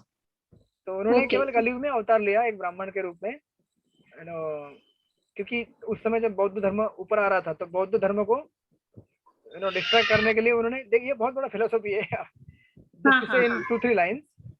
जब वेदों के मिसयूज से उन्होंने बलि चढ़ाना चालू कर दिया, पशु बलि, तो अभी वेदों से ही आया था ना ये सब, तो वेदों को बंद करना पड़ेगा। तो बुद्ध आगे बोले कि अरे ऐसा वेद वेद कुछ नहीं है, सब हटाओ हटाओ, मैं कह रहा हूँ शांति का उपासक हूँ मैं, मेरी पूजा करो। तो फिर उन्होंने वेद को हटा दिया, बुद्ध धर्म ऊपर आया। तो एक प्रॉब्लम सॉल्व हो गया, लेकिन दूसरा प्रॉब्लम चालू हो गया क्या कि वेद चले गए। तो फिर शंकराचार्य आए और उन्होंने कहा कि अरे वेद है और वेद की ऐसी ऐसी व्याख्या है। तो उन्होंने अपना एक मायावाद कमेंट्री यू नो अंडरस्टैंडिंग दिया। तो उसके कई कारण है क्यों दिया, कैसे दिया, हम गीता में आकर डिस्कस करेंगे उसको। Shankaracharya is a devotee, originally devotee, is a Lord Shiva only. Yes, और कोई किसी को उदाहरण याद आ रहा है? चैतन्य चरित्रामृत में एक उदाहरण है केशव काश्मीरी का। केशव काश्मीरी सुना आपने नाम? हाँ, गंगा हाँ मैया के, प्रभु जी सुना। हाँ गंगा मैया के लिए सुना उन्होंने सुना 100 श्लोकों की एक धारा बहा दी थी महाप्रभु के सामने। तो महाप्रभु ने उसके अंदर से गलतियां निकाल दी और बताया देख ये गलती है, भगवान है ना वो। तो केशव काश्मीरी बोला रहे बाप रे, आज तक कोई एक छोटा बच्चा अभी का स्कूल में पढ़ रहा है मेरे मिस्टेक निकाला। घर पे गया तो सरस्वती का बहुत बड़ा पूजक था, बोला भैया आज ऐसे कैसे हो गया, आज तक तो मुझे कोई हरा नहीं पाया है, आज तो कुछ गड़बड़ है। तो सरस्वती देवी उनके सपने में आई और बोली कि देख तूने जिसके साथ कंपटीशन किया ना वो कौन है मालूम है? मेरे मालिक है। तो मेरे मालिक कैसे हार सकते हैं? मेरे मालिक कैसे हार सकते हैं मुझसे? मेरे मालिक जीतेंगे ना, वो भगवान है, तू जा उसकी शरण ले। और तो इस तरह से डिवोटी बन गया केशव काश्मीरी। तो इसीलिए डेमिगॉड वर्शिपर्स को एक मौका रहता है भगवान की भक्ति करने का। वैसे उदाहरण और एक है, वैसे तो कई उदाहरण है, आप अगर टटोलेंगे ठीक से तो आपको मिलेंगे। एक चंडीदास का उदाहरण है। चंडीदास भगवान के भक्त बनने के पहले है ना चंडी के उपासक थे, इसलिए चंडीदास कहा जाता है उनको। तो उनके भाई वो भगवान विष्णु के उपासक थे, शालिग्राम की पूजा करते थे, छोटे से शालिग्राम उनके। और इनके चंडी एकदम भयंकर विकराल। तो ये उनका गार्डन था, चंडीदास का बहुत बड़ा गार्डन था फूलों का। तो एक बार उनके भाई ने कहा कि मेरे छोटे शालिग्राम के लिए एक फूल दे दो ना आपके गार्डन से। बोले नहीं नहीं नहीं नहीं, सारे फूल चंडी के लिए नहीं दे सकता, मना कर दिया उन्होंने।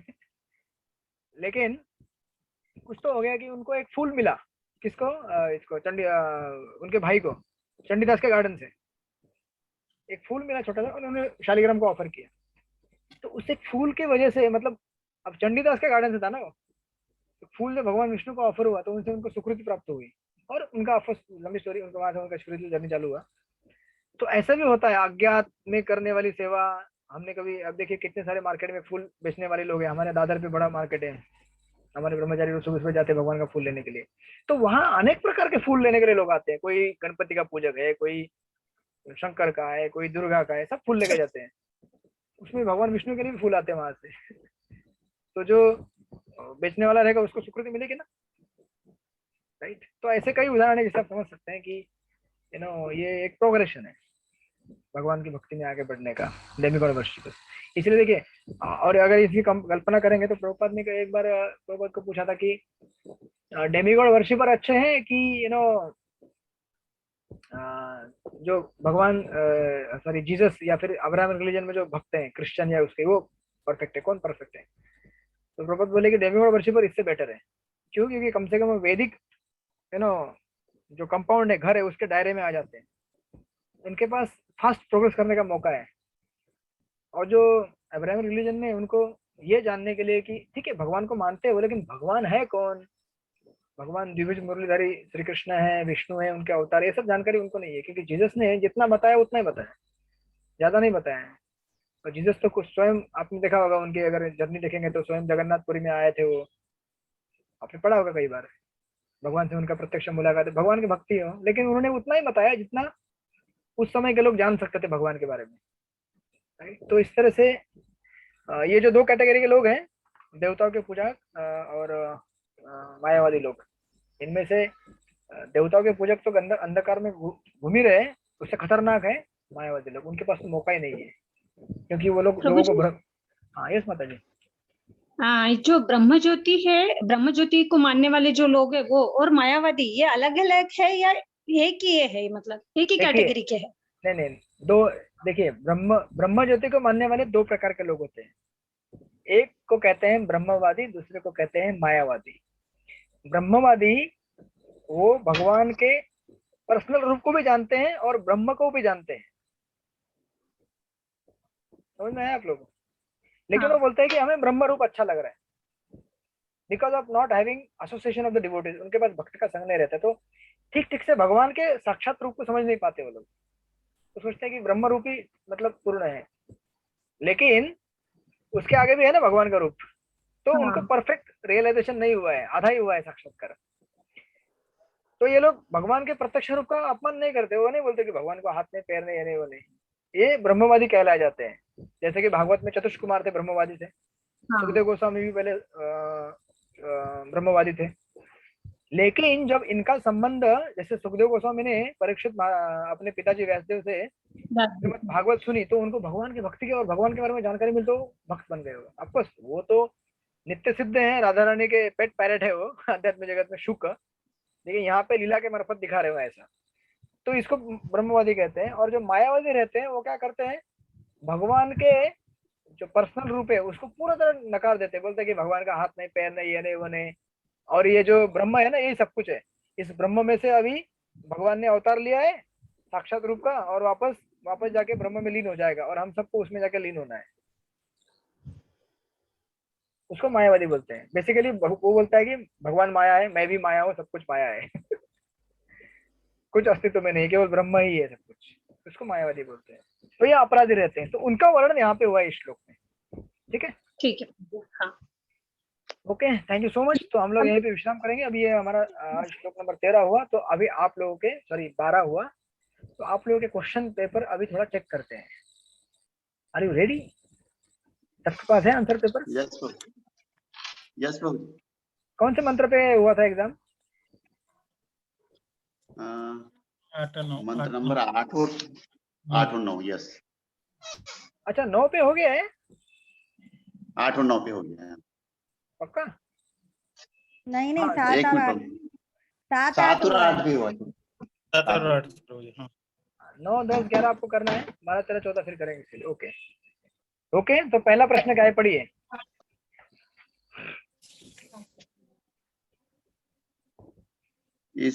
पढ़ो प्रभु जी में। हाँ पढ़िए। इस भौतिक जगत में विभिन्न जीवों के बीच टकराव क्यों होता है? जीव का मोह व शोक कब समाप्त हो जाएगा? एक ही कंटिन्यू है क्या ये क्वेश्चन? ये दो क्वेश्चन बनाए क्या बोले आपने? प्रभु जी? नहीं नहीं, ये एक ही प्रश्न है या दो नहीं, प्रश्न एक ही है क्वेश्चन प्रभु। अच्छा एक ही है ना प्रभु जी? ओके ओके ओके, तो हाँ अब बताइए इसका उत्तर क्या है। मैं जो उत्तर लिखा वो पढ़ के बताओ प्रभु। हाँ आपको जो समझ मतलब बताइए मुझे, आपको बुक पे से बताइए कहाँ से आपने, मतलब आपका मैच करता है क्या आंसर, बताइए कहाँ से। पहले आपको पढ़िए आंसर, पढ़िए, मैंने जो, हाँ, मतलब बताइए। इस भौतिक जगत में विभिन्न जीव केवल इंद्रिय तृप्ति के पीछे लगे हैं और अपने जीवन का मुख्य उद्देश्य भूल जाते हैं। विभिन्न जीव आनंद की खोज में रहते हैं, वे भौतिक स्तर पर ही खोज करते हैं, अतः भोग की वस्तुओं को लेकर आपस में टकराव होता है, और जीव जब आध्यात्मिक स्तर पर एकत्व के स्तर पे आ जाए तो मोह व शोक समाप्त हो जाएगा। ओके, ये प्रश्न कौन से श्लोक में से है?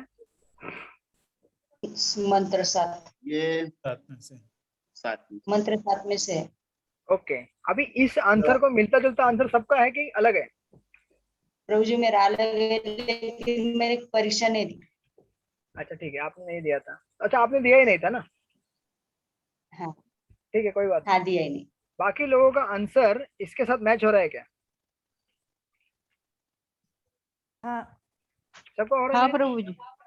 अच्छा शुभम प्रभु है क्या यहाँ पे? शुभम प्रभु, अच्छा आंसर पेपर के बाद क्या तो गायब हो गए हो? अभी मुझे ऐसे ही लेना पड़ेगा चेकिंग, इससे पता चलेगा कितने लोग एग्जाम देते नहीं देते हैं। है प्रभु जी, है यहाँ पे ही हूँ। अच्छा, वेरी गुड। आपने लिखा आंसर शुभम प्रभु? यस प्रभु जी, अच्छा, मैं आप लिखे लोग हुआ से है।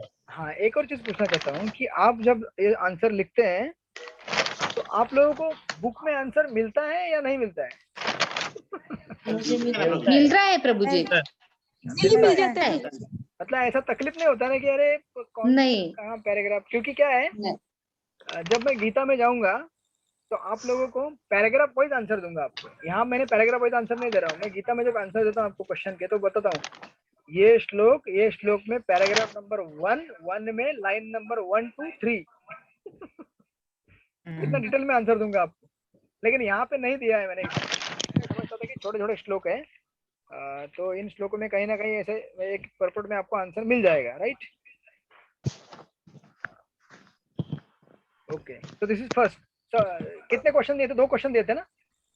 3। नहीं प्रभु 3 तीन है। क्वेश्चन। तीन थे प्रभु जी, तीन तीन। तीन।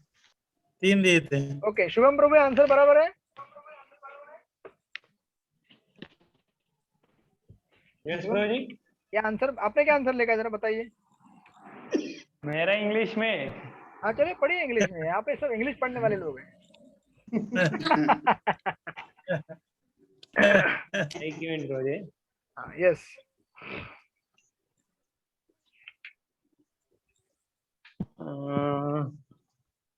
In the material, there is always a close clash between individual being, because here the proper center of enjoyment is missed. As soon as we realize Lord is a real center of life, we all are meant to join Him and enjoy life with one transcendental interest. And without clash, there can be no question of illusion and lamentation. Okay, thank you. Archana Khandarkar माता जी, आपने लिखा है माता जी answer? लिखा है प्रभु जी। बिल्कुल डरिए माता। हाँ, इस भौतिक जगत में जिस प्रकार भगवत गीता का श्लोक 75 में कहा गया है कि समस्त ब्रह्मांड के जीवों के परमेश्वर उपस्थिति में अंतः यह सभी परम पुरुषोत्तम बाकी लोग चुपचाप रहेंगे। का टकराव नहीं होता है, किंतु मनुष्य अपने ही मोह में और अहंकार में रट जाता है और मोह और टकराव पढ़िए माता जी। टकराव है वो केवल आध्यात्मिक योग और में प्राप्त किया जाता है। अतिरिक्त एक आध्यात्मिक स्वार्थ स्तर भी होता है जहाँ भगवान अनंत पार्षदोषी अनंत भक्त है। ऐसा बुक लिखा से है। पढ़ रहे हैं आंसर की? अच्छा, आपने लिखा है ये आंसर? नहीं लिखा है मैंने, ये देखो।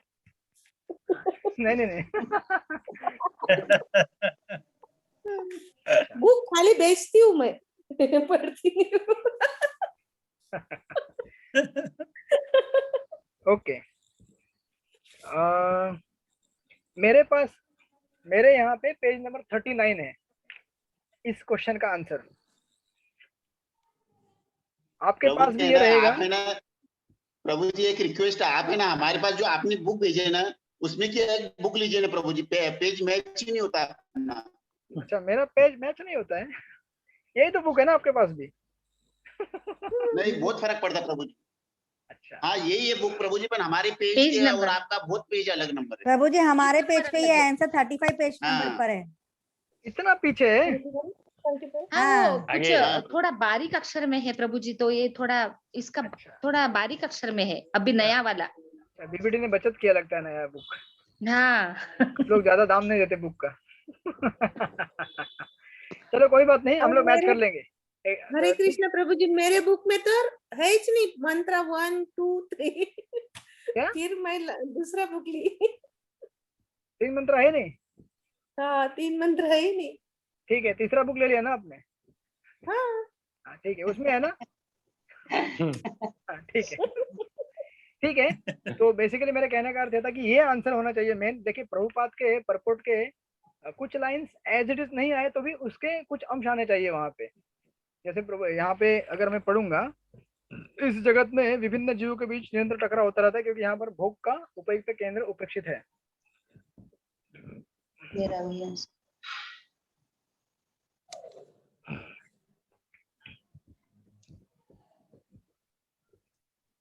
हाँ, बरोबर आहे। भोग का असली केंद्र तो परमेश्वर है, राइट? गीता में कहा गया है। प्रभु जी मैंने यही लिखा है, मैं पढ़ूं? पढ़िए पढ़िए। इस भौतिक जगत में विभिन्न जीवों के बीच निरंतर टकराव होता रहता है क्योंकि यहाँ पर भोग का उपयुक्त केंद्र उपेक्षित है। भोग के असली केंद्र तो परमेश्वर है जो भव्य तथा आध्यात्मिक रास नृत्य के केंद्र है। हम सब उनके साथ रहने तथा दिव्य रुचि तथा विरोध रहित जीवन बिताने के लिए है।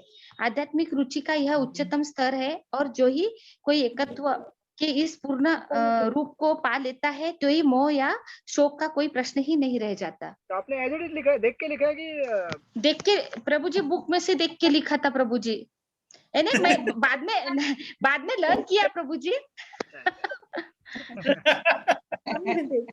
सिर्फ बुक में से सिर्फ क्वेश्चन आंसर लिखा, लेकिन एग्जाम के टाइम पे मैंने लिखा प्रभु जी। अच्छा, ठीक है। नेक्स्ट क्वेश्चन क्या है? सबका आंसर हो गया ये? अगर बराबर है तो 5 मार्क्स दीजिए। यस प्रभु, 5 मार्क पक्के हो गए। पक्के हो गए, सब मार्क बढ़ा देंगे। Okay, next question. सुचिता माता जी, नेक्स्ट क्वेश्चन क्या है?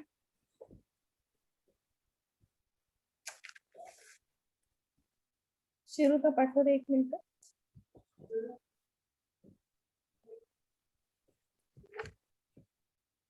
आपकी आवाज नहीं आ रही है। उच्च न्यायालय के न्यायाधीश के कुछ तो ऐसा है। उच्च न्यायालय का वो एग्जांपल देके एक्सप्लेन करना था उसको। किसी भी वस्तु या पद। हाँ ठीक है। रूपाली वर्मा माता जी है यहाँ पे। रूपाली वर्मा माता का आंसर पढ़ो प्रभु जी। नहीं, अभी बाकी लोगों से भी आंसर ले लीजिए। ओके। अच्छा, मुझे ज्यादा नहीं, केवल 5 मिनट दीजिए, अब क्लियर हो जाएगा ये। रूपाली माता जी। यस प्रभु जी, मैंने एग्जाम नहीं दिया था। अच्छा ठीक है, कोई बात नहीं। वैशाली एंड केतकी कोई है यहाँ पे? हरे कृष्ण प्रभु जी। हाँ, आपने लिखा है माता जी आंसर? यस प्रभु जी। हाँ, आप आंसर एज इट इज नहीं पढ़ेंगे तो भी चलेगा, पैराफ्रेज करके बताइए आपने जैसे लिखा है, बताइए। प्रभु जी सेकंड वन ना? हाँ सेकंड। यस। तो प्रभु जी मैंने इंग्लिश में लिखा है तो मैं वही पढ़ के मतलब बताती हूँ आपको। हाँ, हिंदी में अनुवाद कर दीजिए हमारे भक्तों के लिए। वो थोड़ा हार जाएगा प्रभु जी। ठीक है, अंग्रेजी में बताइए, कोई बात नहीं, बोलिए, इंग्लिश में बोलिए। Okay. Lord has supplying the goods to living entities from the time to time, and living entities desire something, and they ask the lords for the supplies. Okay. And similarly, like and the Lord supplies the that object of that desire in a proportion to one's qualification. Similarly, if a man wants a high court judge, if a man wants to become a high court judge, he must acquire not only the necessary qualifications but also the approval of the authority who awards the title of the high court समझ गया answer, मिल गया। तो किसी ने भी अगर answer लिखा होगा कि जैसे हाईकोर्ट का जज बनने के लिए केवल हाईकोर्ट LLB की डिग्री काफी नहीं है, आपको क्या लगेगा? अप्रूवल लगेगा आपके अथॉरिटीज का, तभी आप हो सकते हैं। जिसने इसने लिखा है 5 मार्क्स दीजिए। Okay, third question. What is third question? Rajesh ji माता जी, थर्ड क्वेश्चन क्या है? कितने मार्क्स? 5 मार्क्स। थर्ड क्वेश्चन प्रभु जी, वो वाला क्वेश्चन है। एक्चुअली मेरे पास आंसर शीट नहीं है, पर मैं बोल सकती हूँ कि वो अपराप्रद्युम्न जो लास्ट मंत्र 8 के लास्ट पैराग्राफ का जो है कि सूर्यदेव का जो एग्जांपल है ना। हाँ, पापविद्यम। हाँ, पाप उन्हें छू नहीं सकता है। विरुद्ध शब्द और सूर्य का उदाहरण देके। हाँ, तो ठीक है, ओके, गॉट इट। भगवान सदैव शुद्ध और अदूषित रहते हैं, वहां से शुरुआत होकर हाँ ठीक है ठीक है। तो इसका आंसर कौन देगा? योगिता माता जी हॉस्पिटल में है। मोनिका माता जी, would you like to give answer? Okay, Monica माता जी प्रसाद देने गई। अच्छा है, ओके आ गई। यस माता उसमें जी। ऐसा था पाप विदम मतलब भगवान को पाप स्पर्श नहीं कर पाते। भगवान समझो जैसे किसी बुक में से तो नहीं बता रही प्रभु जी, मैंने हाँ भागवत में बताइए, पैराफ्रेज करके बताइए, ऐसे बताना आंसर आपको। हाँ करेक्ट। उसमें बताया था कि भगवान अगर किसी असुर का वध करते हैं तो भगवान पर पाप नहीं लगता है। जिस तरह से काहीतरी यार. किसी अस्पृश्य चीज पे पड़ जाती है तो सूर्य की किरणों पर उसका दूषित परिणाम नहीं होता है, उल्टा जो अस्पृश्य चीज है वो उससे शुद्ध हो जाती है। तो वैसे ही भगवान को पाप नहीं लगता। ये इतना ही इसका मीनिंग है। और सूर्य इतना पावरफुल है तो भगवान कितने पावरफुल होंगे प्रभु जी? हाँ समझ गया। भगवान के सूरज इतना पावरफुल है तो भगवान कितने पावरफुल होंगे? ओके। और एक लास्ट लाइन में उन्होंने ओके ठीक है। तो जिन जिन ने आंसर ये लिखा हुआ है 5 मार्क्स दीजिए। आपका आंसर अगर इससे क्लोज मैच नहीं करता है तो 3 मार्क्स दीजिए। सबको 5 मार्क्स मिल रहे हैं मुझे लग रहा है। तो आपके टोटल हो गए 15 मार्क्स। अपने अपने सारे मार्क्स शुभम प्रभु को देखिए, जेन्युइनली देखिए आपका आंसर मैच कर रहा है कि नहीं। अगर थोड़ा क्लोज है तो 3 मार्क्स और पूरा है तो 5 मार्क्स। ठीक है। लेकिन आई होप आप लोगों को सबको आंसर मालूम पड़ गया कहाँ पे कैसे लिखा हुआ है उसका आंसर, और नहीं मिला होगा तो भी आप मैच कर लीजिए वो आंसर। ठीक है। ओके, तो अभी अगले आने वाले शनिवार को एग्जाम होगी आपके 9, 10, 11 3 श्लोकों के ऊपर। आप लोग पढ़ाई कर लेना अच्छी तरह से। मैंने क्वेश्चन ऑलरेडी दे दिया आपको, और फिर एग्जाम लेंगे और उसका तुरंत हम लोग करेंगे उसी दिन। और अगर किसी को थोड़ा अनकंफर्टेबल फील हो रहा है कि अरे प्रभु जी क्या हमको आंसर पढ़ाने के लिए कहते हैं, तो आप लोग मुझे बताइए, मैं आपको पूछूंगा नहीं, दूसरे किसी को पूछूंगा। आप लोग खाली अपना आंसर चेक कर लेना बराबर है कि नहीं। ठीक है। ओके। लेकिन इतना कभी हमेशा याद रखिएगा कि कुछ शब्द और कुछ पंक्तियां अगर प्रभुपाद के परफॉर्म्स में आए तो बढ़िया रहेगा हमेशा हमारा। उसमें आप अंडरस्टैंडिंग लिख सकते हैं जो भी आपको समझा है उसमें से, बट सम वर्ड जैसे अभी यहाँ पे सूर्य का उदाहरण है वो आना चाहिए, या फिर कुछ शब्द है अपाप विद्यम शब्द का अर्थ क्या है वो आना चाहिए। भगवान को कोई पाप छू नहीं सकता वगैरह वगैरह। अपविद्यम के शब्द का अर्थ है रोग निधि। हाँ वही जो जैसे एंटीसेप्टिक एंड प्रोफिलेक्टिक, तो आपको ये आपको वहाँ हिंदी में जो जैसा वहाँ पे दिया है वैसा आप लिख लीजिए। कुछ हिंदी के शब्द एकदम कोर शब्द है, मुझे थोड़ा समझ में नहीं आते, बट आप लिख सकते हैं उसको। पापों से मुक्त करने वाला। किसी को कोई प्रश्न है अभी तक कुछ? अब प्रभु जी जैसे अभी मैंने जो आंसर दिया ना वो तो मुझे भागवतम का पढ़ा हुआ बहुत अच्छे से समझा हुआ था, वो तो ये हो गया। पर जब मैं ये पढ़ती हूँ ना, समझो एक वर्ड टू वर्ड लिखने की बात आती है, थोड़ा टफ चल जाता है प्रभु जी। नहीं, पूरा वर्ड टू वर्ड लिखने की जरूरत नहीं है, मतलब पूरा भी नहीं, पर फिर हाँ ग्रास्प हो गया तो जो फिर जैसे अभी जो हाँ समझ गया। आपकी एग्जाम क्यों होती है? आपका अंडरस्टैंडिंग टेस्ट करने के लिए कि आपको क्या समझा है उसमें से। Issue like you can give any other example also, but वो पर्पट का जो पॉइंट्स है वो आपको कन्वे हुआ करे समझने के लिए एग्जाम है आपकी कोई यहाँ पे टेस्ट नहीं हो रही है कि आप कितना मेमोराइज कर सकते हैं। अगर कंपटीशन नहीं है कि श्लोका कितना आपको अच्छा ऑफकोर्स यहाँ पे ईशत निशत में कुछ श्लोका है क्या मेमोराइज होने के लिए? मुझे देखना पड़ेगा मेरे चार्ट में आपके एग्जाम में, तो वो भी देना पड़ेगा। तो आपकी अंडरस्टैंडिंग टेस्ट की जाएगी। स्टार्टिंग के दो श्लोक दिए थे ना कोई? दिए थे मैंने आपको मेमोराइज करने के लिए। हाँ दिए थे। प्रभु जी। अच्छा, वो से क्वेश्चन आंसर में था। हाँ तो आपके मेन एग्जाम में आएंगे वो श्लोक, याद रखिएगा। ठीक है।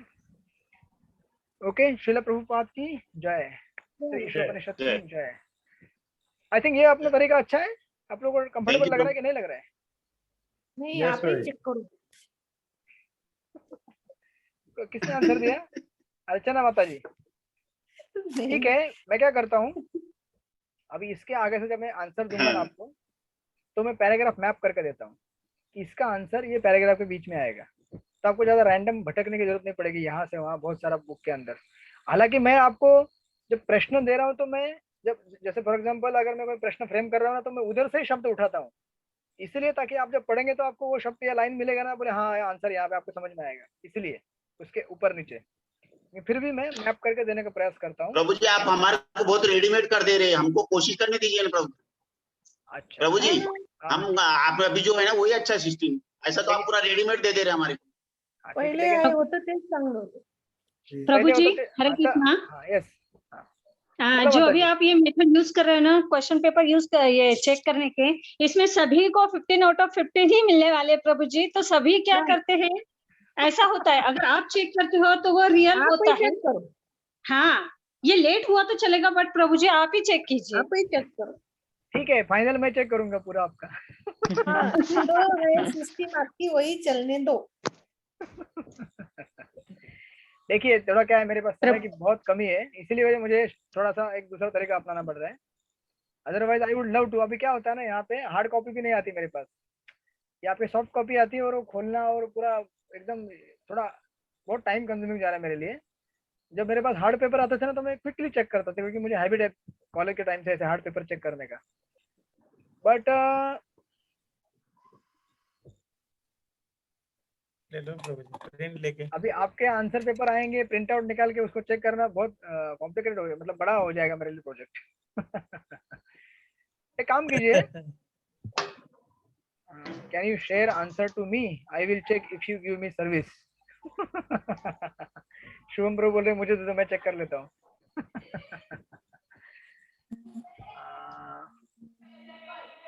ठीक है, मैं इसके बारे में सोचता हूँ, क्योंकि मैं प्रिफर नहीं करता हूँ किसी से चेक कराना, बिकॉज क्योंकि क्वेश्चन जो फ्रेम किए मैंने एक मेरे अंडरस्टैंडिंग से फ्रेम किए हुए हैं, तो I want that particular answer, मुझे वो आंसर चाहिए पर्टिकुलर। दूसरा मुझे थोड़ा अगर डिस्ट्रैक्ट हो गया तो मैं मार्क्स कम करता हूँ। कई बार आपने देखा होगा, मैं जब आप लोग जरा डिस्ट्रैक्ट हो जाते हैं आंसर से तो मैं कम कर देता हूँ मार्क्स। हाँ तो यही चाहिए प्रभु जी हम लोगों को। हाँ तो यही करेंगे, एक काम करेंगे। अब हम लोग ज्यादा है तो नहीं, हम लोग I think we are hardly 20 people, right? 30 लोग हैं हम लोग। हाँ ऐसा करेंगे हम लोग कि हम लोग एक श्लोक के ऊपर आंसर एग्जाम न लेते हुए 3 श्लोक के ऊपर लेने का कोशिश करेंगे, तो उससे क्या होगा, थोड़ा एग्जाम का कम हो जाएगा, इससे आपको थोड़ा रिलैक्स हो जाएगा, मेरे को थोड़ा रिलैक्स हो जाएगा। तो अभी 3 क्वेश्चन के ऊपर अगर सॉरी मंत्रा के ऊपर टेस्ट होगा, उस टेस्ट को थोड़ा हम लोग डिटेल में चेक करेंगे। जब हम ऐसा ही चेक करेंगे ना, तभी भी हम लोग क्या करेंगे, हर एक का मैं चेक करूंगा आंसर। आज तो मैंने 2-3 लोगों के चेक किए, उस समय मैं क्या करूंगा, स्पेशल टाइम निकालूंगा। एक जो क्लास रहेगी ना हमारी, हर्षल ओके ओके चलेगा प्रभु जी। तो उस क्लास में समझो हमारे वीक में 2 क्लास होते हैं ना, तो कोई एक क्लास ऐसा लेंगे खाली क्वेश्चन आंसर चेक करेंगे आप। तो उससे क्या होगा ना, आप सबका आंसर बराबर है या नहीं है, क्या है क्या नहीं है, सबको समझ में आएगा। ये जो इंटरेक्टिव रहता है ना, इसमें एक्चुअली वेरी बेनिफिशियल। ये बेस्ट रहेगा प्रभु जी। ओके ओके चलेगा प्रभु जी। लेकिन मैं उस समय हर किसी का आंसर चेक करूंगा, सबको पढ़ने के लिए। हाँ हाँ हाँ प्रभु जी। और आप लोग बिल्कुल शर्माना मत, जो भी लिखा है आपने भगवान की स्तुति करते हुए, नहीं प्रभु जी, भगवान के गुणगान गाते चलेगा, नो प्रॉब्लम। पहले के भी रह गए प्रभु जी? नहीं, पहले का जो हो गया वो तो मैं पर्सनली एक दिन चेक करूंगा या फिर देखता हूँ कैसे करना है, लेकिन आगे का बोल रहा हूँ मैं। चलिए ओके, हरे कृष्णा। आप लोग विश्राम कीजिए, बहुत लेट हो गया। श्रील प्रभुपाद की जय, श्रीमती शोभनेश्वर की जय। वांछाकल्पतरुभ्यश्च कृपा सिन्धुभ्यो च पतितानां पावनेभ्यो वैष्णवेभ्यो नमः। अनंत कोटि वैष्णव वृंद की जय। पीछे के सारे जो अटेंडेंस है, शुभम प्रभु को सब लोग अपना खाली रोल नंबर, नाम और मार्क्स पास कर देना, जेन्युइनली पास करना। जिसको 15 मिले 15, जिसको 12 मिले 12, जिसको 10 मिले 10, और जिसका कुछ भी नहीं है 0, एग्जाम नहीं दिया तो आप लिख दीजिए एग्जाम नहीं दिया करके, ठीक है? हरे कृष्ण। थैंक यू प्रभु जी। हरि बोल। प्रभु जी को हम धन्यवाद देंगे 3 बार हरि बोल बोल के। हरि बोल हरि बोल हरि बोल हरि बोल। आप लोगों के हाथ मेरे सर के ऊपर। हरे कृष्ण।